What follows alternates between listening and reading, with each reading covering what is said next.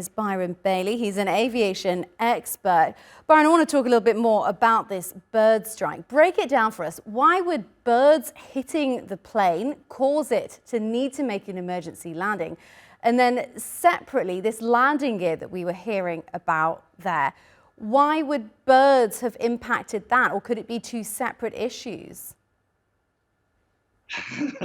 That is quite a deep question.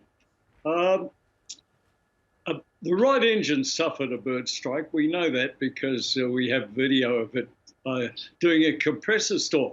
What we don't know is how damaged that engine was, but it appears that the engine was still producing power, or thrust, I should say. What is difficult is how it affected the hydraulics and why they declared a mayday, an emergency, at that instant. So something serious must have happened at the same time. The other thing is, I've been talking to other 737 pilots. I'm a Boeing 777 guy myself.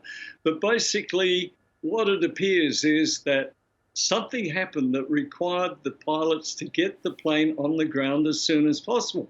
What we don't know, and there's a mystery, questions have to be answered, was his undercarriage down when he was on final approach? Because normally at about 1,500 feet and at about 8 kilometres from the landing, you would already have your undercarriage down, your gear.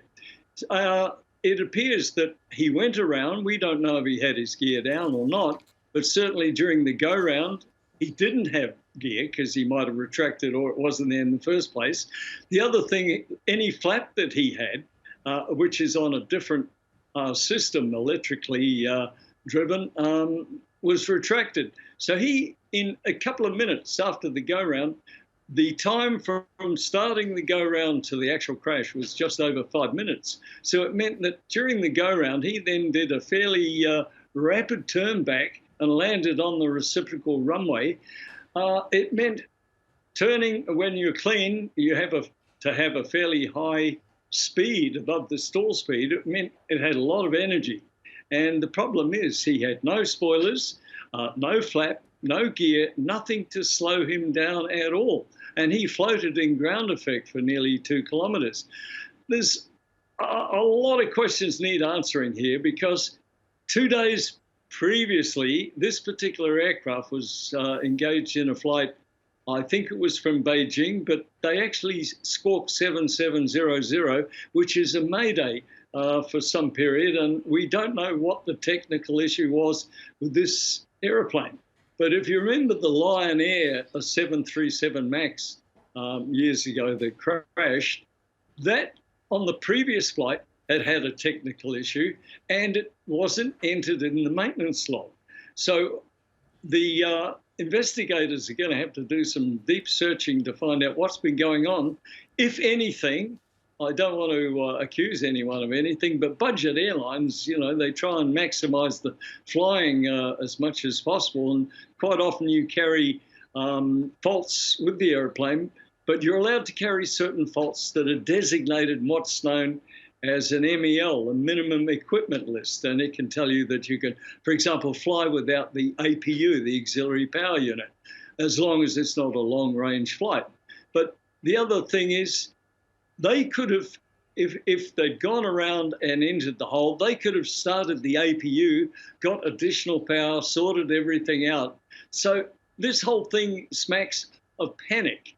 And also, you know, I'm not making accusations, there's only possibilities, but a scenario that fits in is if after the bird strike and that damaged the right engine and the backup hydraulics is powered from the right engine generator, if they'd shut down the left engine by mistake, it would leave them in a situation where they have a right engine that's working, but perhaps not 100%, a left engine that's shut down. And we know that when it actually did touch down, you could see that the right thrust reverser was deployed, not the left one. So there's a lot of questions need answering here. Yeah, it's really quite an enigma here. As you say, some serious and significant questions. We do know that the black boxes have been retrieved, so hopefully we will start getting answers soon. Byron Bailey, thank you so much for joining us from Sydney. Yes, yeah, thank you. Anytime.